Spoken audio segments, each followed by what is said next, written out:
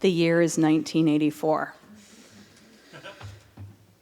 I'm in the 4th grade in Defiance, Ohio, and there is going to be a big showing of the movie, the original, Tron. I'm so excited. I've been excited about this for a week. Over the course of the day, I start to get a stiff neck that is incredibly intense. My head starts to hurt. I do not want to leave school. I want to see Tron. I want to be with everyone else. By the time I actually watched the movie, which I hated, was it because of the stiff neck? I was sort of crippled over in pain.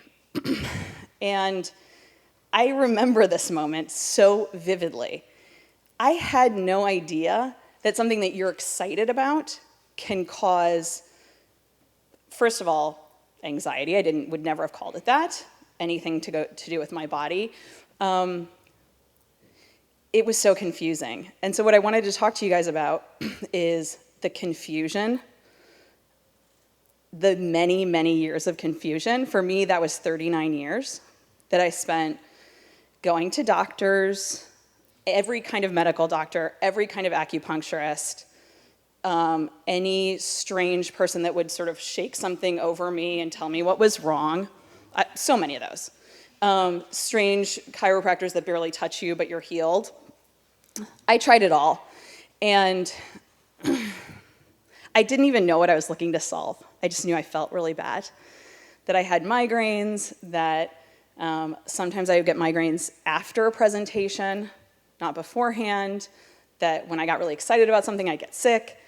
And it wasn't until startup number 3, which you've already heard some of this, but after I was fired from startup number 3, as you know, he said to me, "You seem depressed." Later that week, I went to see a neurologist who had asked me to bring in all of my recent, anything that I was taking, and so I brought out all these herbs and any other information that I had.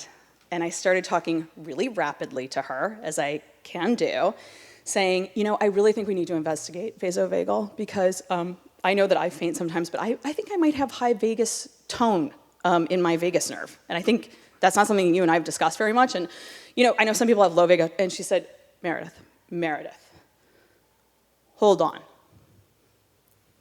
I know what's wrong with you. She has a Russian accent. She's like in her 70s. I know what's wrong with you. Sorry, it's a really bad accent, but it's close as I can get. Thank you. I know what's wrong with you. I always remember that. And I kind of sunk into my seat. Did she actually know something? Like, was it the vagus nerve? You have generalized anxiety disorder. It's not unusual. You're in Silicon Valley. I see 3 people like you every day. Oh, my mind was blown. I had gone to 5 therapists over the course of my 20s and 30s. No one had spotted it. I had asked a therapist, hey, do I have anxiety? No more than anyone else, she said to me. This neurologist had seen a pattern of people suffering from physical traits related to anxiety. It completely changed how I thought about anxiety. It completely changed how I thought about myself and my patterns of being an overthinker, which I had described for many years. And because it was such a radical moment in time, it was for me a before and an after. So as soon as, I always describe it as she picked me up off the earth, turned me around and put me back down. Once I had the new information about what my mind was doing to me, that all the thinking I was doing was not actually helping me that much, I started to change how I looked at things. And I, of course, went to the internet and I started to Google, what is generalized anxiety disorder? What is going on? And all I saw were pictures of people in the corner, like very unhappy in shadows, like bent over.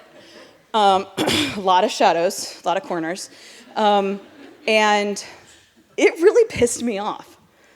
And it still does. So I created a website and I gave it the worst title in the world. And the title was The GAD Owner's Manual. And it was so awful. And it was supposed to look like those books, worst case scenario books, like I imagined what it would look like and how it would feel, and it was awful. And then I decided to rename it, and I renamed it, and I noticed that there's a poster over there that says The Elephant in the Room. I renamed it Blind Elephant, because when you already have a bad title, might as well get worse. And the idea of Blind Elephant was that there's an old story about 6 blind men, each touches the elephant in a different place, and it's all the same elephant, but one feels a rope, one feels like, a rough pattern, but it's all the same thing. So I thought, okay, this is a place I want to create where people can come together and share their stories.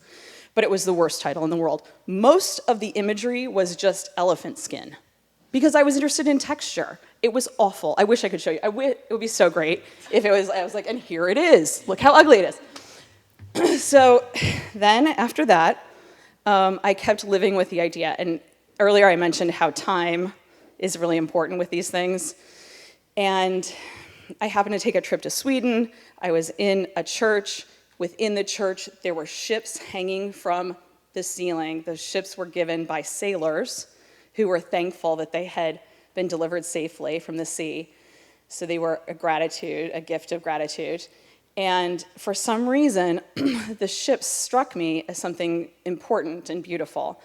And at the beginning of the year, I woke up, and the first thing I said in 2016 was, this is the year of the Beautiful Voyager. And I imagined the site as a place where people could share what they had learned and could connect with each other.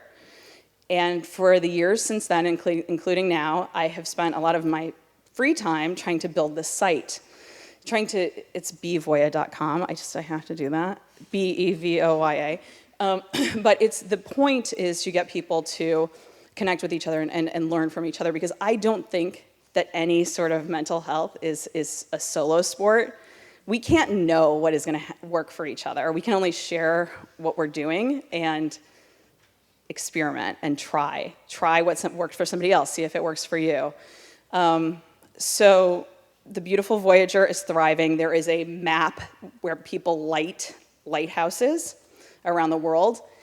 And I was describing to somebody else here earlier today that Beautiful Voyagers are a certain type of breed of people. It crosses class, it crosses gender, it crosses ethnic backgrounds. I have Beautiful Voyagers on every continent across the world, and there's a lot of traits that we have in common. And I think the unifying factor is that we care a lot about what's happening, and that we're creative. And so I share that all with you to say, inventing something of my own as a gathering place has helped me bring my best self to work.